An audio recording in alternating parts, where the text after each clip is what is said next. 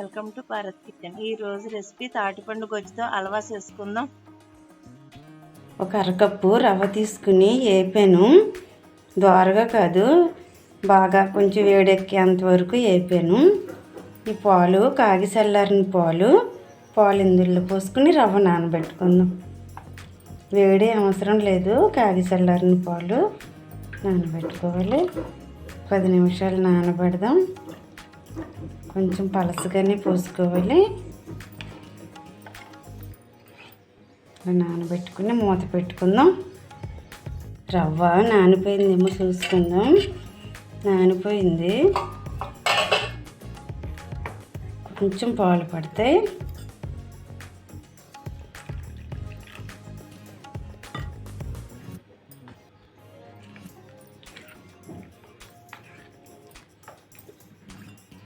కొంచెం పోస్తున్నాను, అలా సరిపోతుంది. మూకిట్లో 1 స్పూను నెయ్యి వేసాను. ఇది 1 కప్పు తాటిపండు నుంచి తీసిన తాటిగొజ్జు. ఇప్పుడు మనం స్టవ్ మీద పెట్టుకుని ఉడకబెట్టుకుందాం. స్టవ్ మీద మూకుడు పెట్టాను, స్టవ్ వెలిగించాను. ఉడకబెట్టుకుందాం. తాటిగొజ్జుని ఉడకపట్టింది. బెల్లం వేసుకుందాం. 1/4 కప్పు బెల్లం. 1 కప్పు తాటిగొజ్జుకి 1/4 కప్పు బెల్లం. స్టవ్ సిమ్లో పెట్టుకుని ఉడకబెట్టుకుందాం.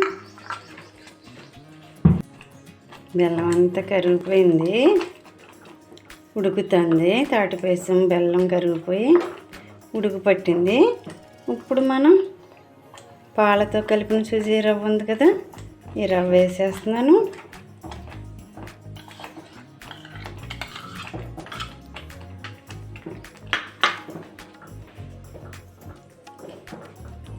స్టవ్ మీడియంలో పెట్టుకుని మాడకుండా కదుపుకుందాం. తాటి గుంజుతో ఏది చేసుకున్నా టేస్టే. అప్పాలు వేసుకున్నా, పొంగడాలు వేసుకున్నా, తాటి రొట్టి కాల్చిన. ఇంకా కొంచెం ఉడకాలి. ఉడికిపోవచ్చింది. మనం ఇప్పుడు 1 స్పూన్ నెయ్యి వేసుకుందాం.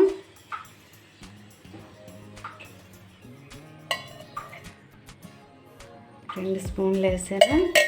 నెయ్యి పెద్దగా అవసరం ఉండదు, ఆయిల్ అయినా వేసుకోవచ్చు. మనకి హల్వా రెడీ అయిపోయింది. స్టవ్ ఆపేసుకుందాం. ఇంకెక్కడ మూకుడిని పట్టుకుంటలేదు, ఉడికిపోయింది. స్టవ్ ఆపేస్తున్నాను. బావిల్లో వేసుకోవచ్చు. బావిలకి కొంచెం నెయ్యి రాసాను. నెయ్యి అయినా నూనె అయినా రాసుకోవచ్చు.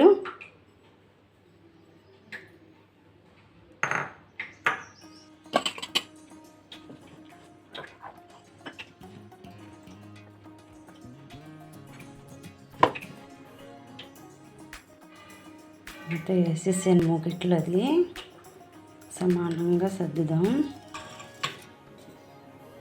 నెయ్యి బొట్టేసుకుందాం. పైన ఉన్నగా వస్తుంది. నెయ్యి అయినా పర్వాలేదు, ఆయిల్ అయినా పర్వాలేదు. చల్లారేంత వరకు అలా వదిలేద్దాం.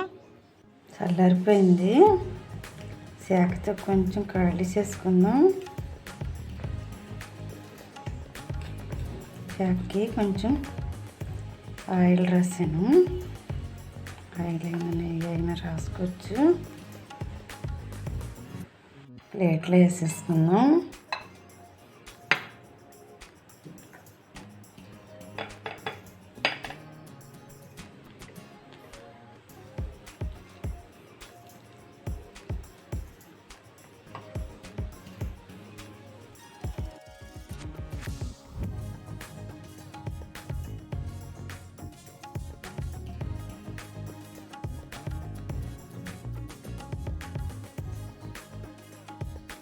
పండు గొజ్జుతో చేసిన హల్వా రెడీ అయిపోయింది. ఈ హల్వా చాలా టేస్ట్గా ఉంటుంది.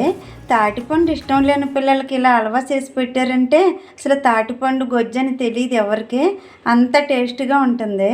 మీరు కూడా ఒకసారి ట్రై చేయండి. నోట్లో వేసుకుంటే వెన్నలా కరిగిపోతుంది. ఈ వీడియో మీకు నచ్చినట్లయితే లైక్ చేయండి, షేర్ చేయండి, సబ్స్క్రైబ్ చేసి బెల్ ఐకాన్ క్లిక్ చేయండి.